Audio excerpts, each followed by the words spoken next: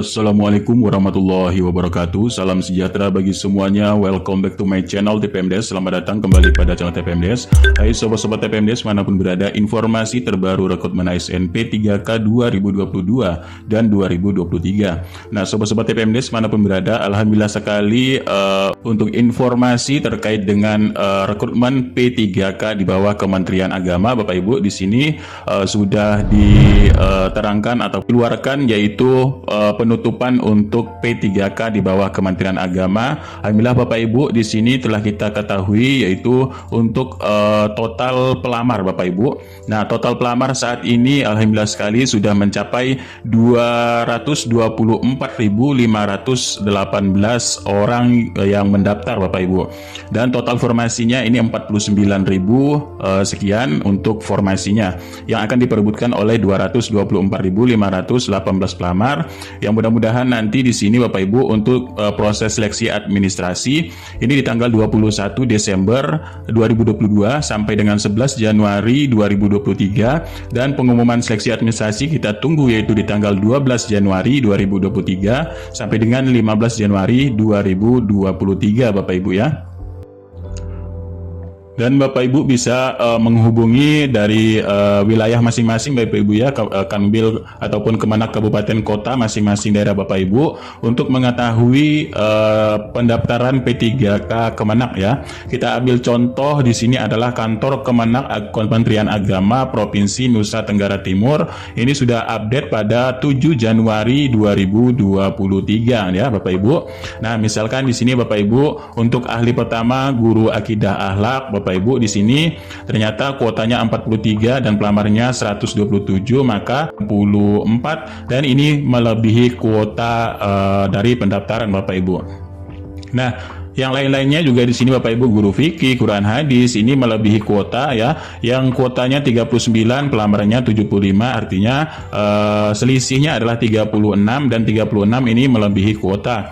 Kemudian guru SKI ini yang dicari 13, kemudian pelamarnya 44, jadi selisihnya 31 orang yang akan di sini untuk melebihi kuota dari guru SKI ya, seni kebudayaan.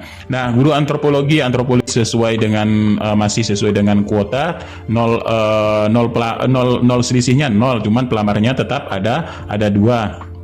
Nah, selebihnya ini melebihi kuota semuanya. Ini selisihnya Bapak Ibu, ini selisihnya, dan ini pelamarnya, kemudian ini kuota formasinya. Dan guru untuk mulok ini Bapak Ibu untuk kuotanya 6 ya. Jadi pelamarnya ini hanya 0 Bapak Ibu. Jadi kekurangan pelamar yaitu guru muatan lokal. Dan guru seni budaya ini 11 orang dicari, pelamarnya hanya 9 ya. Jadi kurang 2 pelamar, ini kekurangan pelamar. Dan lain sebagainya di sini malah melebihi dari kuota. Nah, inilah jadi Bapak Ibu bisa menghubungi daerah Kemenak kantor kabupaten kota masing-masing dalam update pelamar ya, pelamar yang yang mengisi untuk sesuai kuota ataupun melebihi kuota formasi dan lain sebagainya. Nah, sobat-sobat TPMDes manapun berada, terkait dengan pelaksanaan seleksi pegawai pemerintah dengan perjanjian kerja ya untuk di bawah Kementerian Agama. Nah, di sini untuk Kementerian Agama Jateng kita ambil contoh Bapak Ibu ya. Pelaksanaan seleksi pegawai pemerintah dengan perjanjian kerja pada tahun anggaran 2022 di bawah Kementerian Agama Bapak Ibu memiliki dasar hukum, yaitu dasar hukum dalam penetapan kebutuhan pegawai ASN pada lingkungan Kementerian Agama sesuai dengan keputusan Menteri Menpan IRB ya, dan juga keputusan Sekretariat Jenderal pada bulan 12 tahun 2022 yang tertanggal 20 Desember 2022 terkait dengan pelaksanaan CASN P3K Kementerian Agama 2022. Nah, sobat-sobat TPMDes manapun berada, adapun kriteria pelamar untuk Kementerian Agama adalah yang pertama ini adalah tenaga honorer kategori 2. Nah, perlu dipahami Bapak Ibu, pelamar kategori 2 adalah pelamar yang terdaftar pada pangkalan data database BKN, yaitu memiliki kartu peserta ujian tahun 2021 untuk kartu ujian CASN dan masih aktif juga bekerja di Kementerian Agama sampai periode pendaftaran P3K Kementerian Agama 2022. Lalu kriteria yang kedua adalah pelamar non-ASN Kementerian Agama. Perlu Bapak Ibu pahami, pelamar non-ASN Kementerian Agama adalah pelamar yang mengabdi ya, serta masih aktif bekerja di Kementerian Agama sampai dengan periode pendaftaran P3K Kementerian Agama tahun 2022 dan wajib memiliki pengalaman kerja yang relevan pada bidang yang dilamar, pada bidang jabatan fungsional sesuai yang dilamar dengan peraturan perundang-undangan Bapak Ibu. Nah, pelamar kategori lainnya adalah pelamar yang tidak termasuk dalam angka 1 dan 2 dan wajib memiliki pengalaman di bidang yang relevan dengan jabatan fungsional yang dilamar sesuai dengan peraturan perundang-undangan. Nah, sobat-sobat TPMDes manapun berada, adapun Kementerian Agama ini memberikan persyaratan umum dan persyaratan khusus dalam rekrutmen CP3K 2022 ini Bapak Ibu.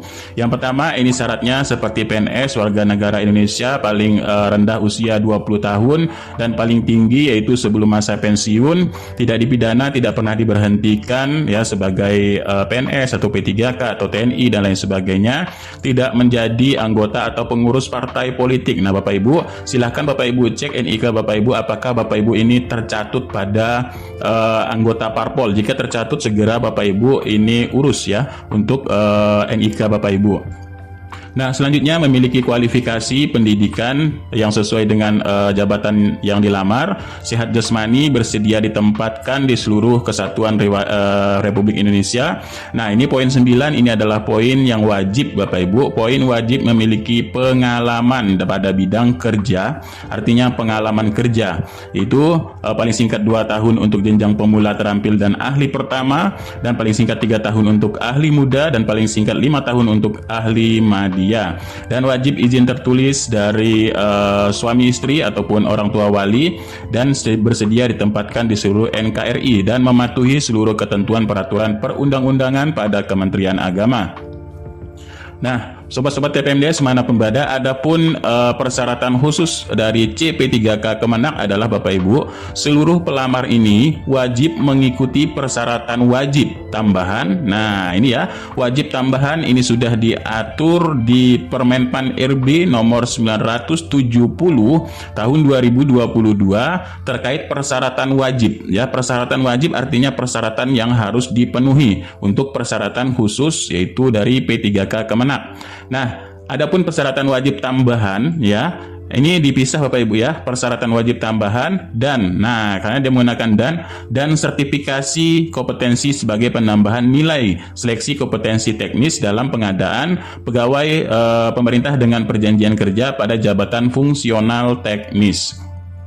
Artinya ada 2, ini persyaratan wajib tambahan. Persyaratan wajib tambahan adalah yaitu persyaratan wajib tambahan. Yang pertama, bagi pelamar jabatan fungsional lainnya wajib memiliki pengalaman kerja masih aktif bekerja di Kementerian Agama yang dibuktikan dengan surat keputusan yang sah, dikecualikan bagi formasi jabatan fungsional lainnya yang dibuka umum.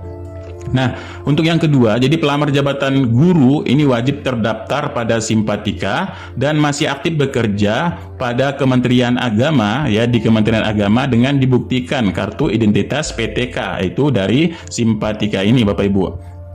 Dan bagi pelamar X kategori 2 yaitu wajib terdaftar pada database BKN dan masih memiliki kartu ujian tahun 2021 serta masih aktif bekerja pada Kementerian Agama. Nah, untuk pelamar jabatan dosen wajib terdaftar pada EMIS serta NIDN dan masih aktif bekerja di Kementerian Agama, dikecualikan bagi formasi jabatan dosen yang dibuka umum ini pada jabatan lainnya. Nah, bagi pelamar penyuluh ini wajib pada elektronik penyuluh agama atau EPA dan masih aktif bekerja di Kementerian Agama, dan formasi jabatan fungsional pentasih mushaf Quran wajib memiliki sertifikat tahfiz 30 juz. Inilah yang dipersyaratkan ataupun persyaratan khusus yang wajib dilengkapi dan wajib Bapak Ibu miliki sesuai jabatan yang dilamar, karena di sini adalah persyaratan wajib tambahannya Bapak Ibu. Nah, tata cara pendaftaran kemarin sudah kita jelaskan juga ya. Ini pembuatan akun ini pada SSCSN pada BKN, Bapak Ibu memilih formasi di mana Bapak Ibu ingin sesuai dengan domisili Bapak Ibu, ataupun bisa juga ini Bapak Ibu tidak sesuai domisili, bisa juga melamar ke misalkan dari provinsi A ke provinsi B. Ini bisa diperkenankan Bapak Ibu ya. Nah, untuk pemilihan formasi. Jadi pelamar ini hanya boleh memilih satu formasi saja, dan apabila terdapat kesalahan dalam pemilihan formasi maka menjadi tanggung jawab pelamar sendiri. Karena ada yang mengatakan, Pak, bagaimana kalau kami ini salah memilih formasi? Salah memilih formasi ini menjadi tanggung jawab pelamar sendiri. Dan untuk pembuatan SSCSN Bapak Ibu ini wajib melakukannya pendaftaran online pada laman SSCSN BKN Go ID dan mengunggah dokumen-dokumen yang dipersyaratkan, baik itu persyaratan umum maupun persyaratan khususnya Bapak Ibu. Nah, dokumen-dokumen persyaratan khusus yang perlu Bapak Ibu lengkapi yaitu pas foto formal terbaru latar belakang merah. Yang kedua, Bapak Ibu asli KTP, surat keterangan dari Dukcapil, bukti identitas kependudukan.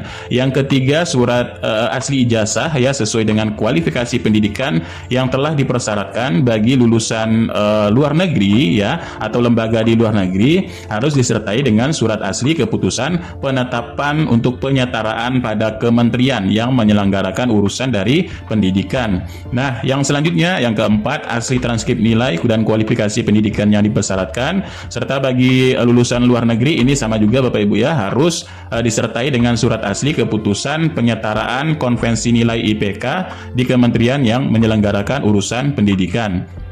Dan poin yang terakhir untuk persyaratan umum, surat asli keterangan memiliki pengalaman kerja di bidang yang relevan untuk jabatan fungsional yang dilamar sesuai dengan ketentuan. Jadi harus ada surat keterangan memiliki pengalaman kerja Bapak Ibu.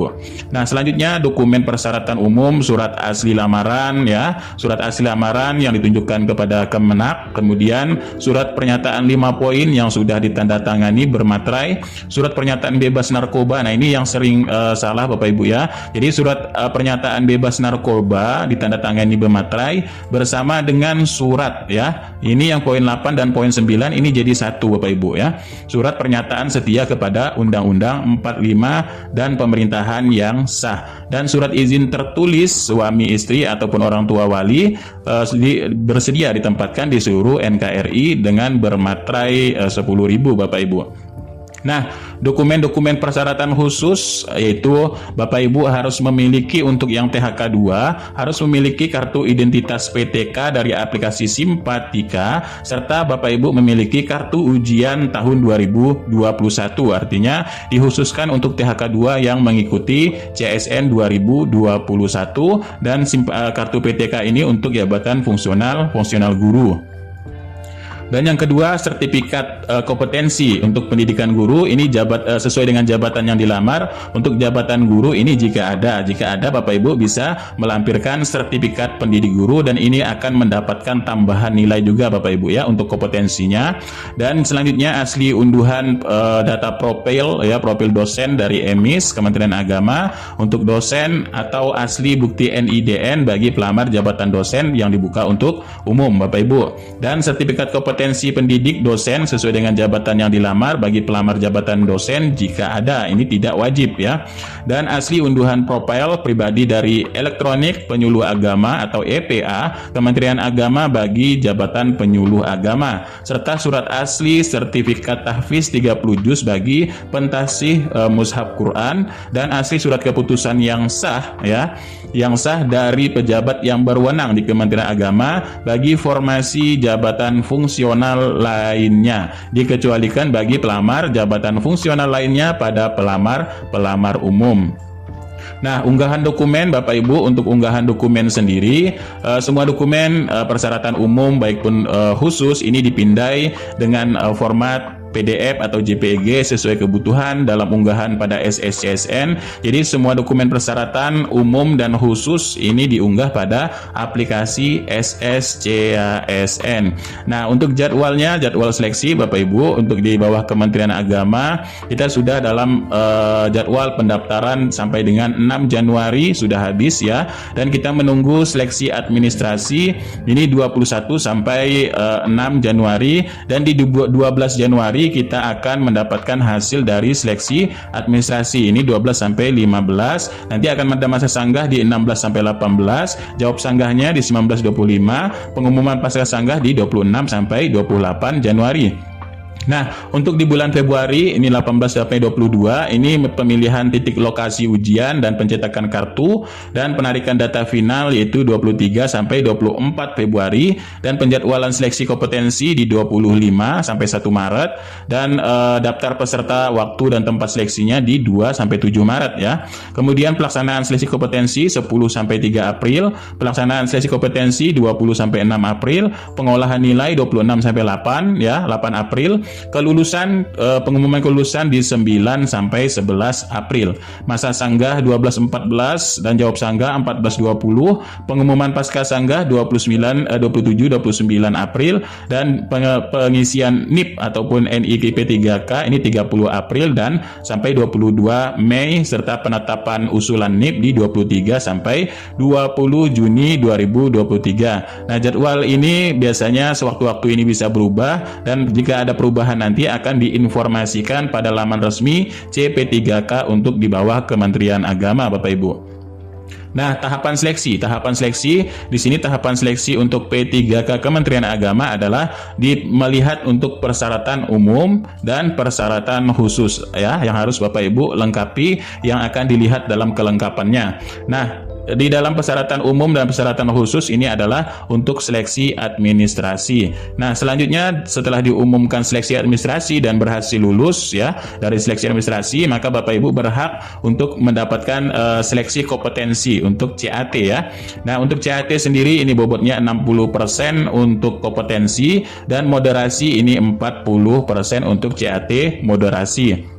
Nah, sistem seleksi bagaimana Bapak Ibu? Sistem seleksinya ini yang pertama adalah kelulusan seleksi administrasi didasarkan pada hasil dari verifikasi kesesuaian antara persyaratan administrasi dengan dokumen persyaratan yang diunggah dalam laman SSCSN BKN Go ID sebagaimana dalam pengumuman. Kemudian pelamar ini dinyatakan lulus seleksi administrasi diumumkan sesuai dengan ketentuan. Nah, bagi pelamar yang dinyatakan tidak lulus seleksi administrasi, maka diberikan kesempatan untuk menyanggah hasil seleksi administrasi pada masa sanggah.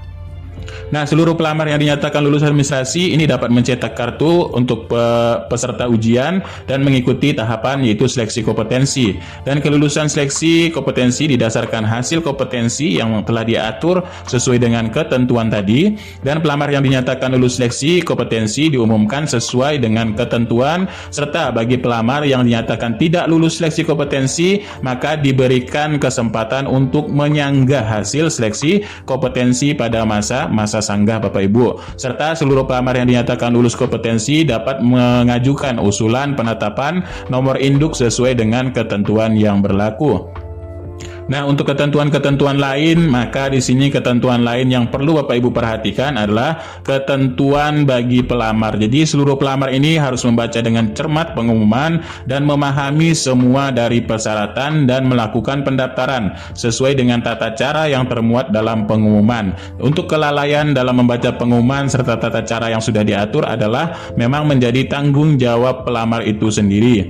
Yang untuk pelamar penyandang disabilitas ya, untuk pengadaan P3K, ketentuan memiliki kualifikasi pendidikan yang sesuai dengan persyaratan jabatan yang dilamar, serta wajib melampirkan surat keterangan dokter rumah sakit untuk pemerintah ya, Puskesmas, yang menerangkan jenis tingkat kedisabilitasannya, dan wajib mengunggah video singkat menunjukkan kesehari-harian Bapak Ibu dalam bekerja. Yang ketiga, pelamar yang tidak hadir atau terlambat tidak mengikuti tahapan seleksi, tidak menunjukkan kartu ujian peserta dan kartu identitas dengan alasan apapun ya, waktu dan tempat yang telah ditetapkan dikecualikan bagi kondisi force majeure dinyatakan gugur atau diskualifikasi.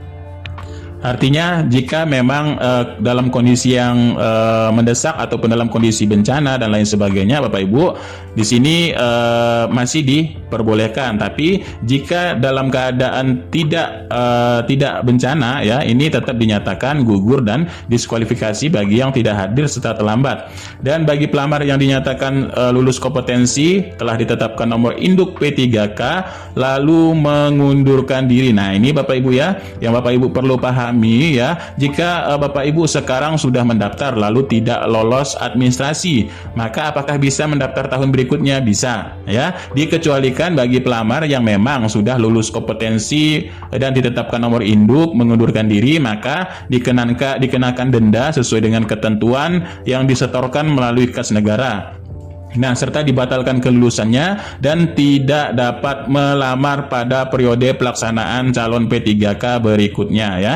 Nah, artinya di sini jika memang Bapak Ibu sudah dinyatakan lulus seleksi kompetensi dan Bapak Ibu sudah akan ditetapkan nomor induk P3K-nya lalu mengundurkan diri, ini baru Bapak Ibu akan di blacklist, tidak bisa melamar pada periode berikutnya. Kalau hanya sekedar mendaftar tidak lulus administrasi, ini akan masih bisa untuk mendaftar periode berikutnya. Jadi panitia tidak bertanggung jawab terhadap dokumen unggahan pelamar yang tidak dapat dibaca dengan jelas sehingga tidak dapat diverifikasi dan dinyatakan gugur atau diskualifikasi. Nah, selanjutnya Bapak Ibu, dalam ketentuan lain ini pelamar yang terbukti memberikan data yang tidak sesuai dengan fakta dan ketentuan atau Bapak Ibu memanipulasi data, maka kelulusan yang bersangkutan dinyatakan batal atau pelamar ini diberhentikan sebagai P3K ya.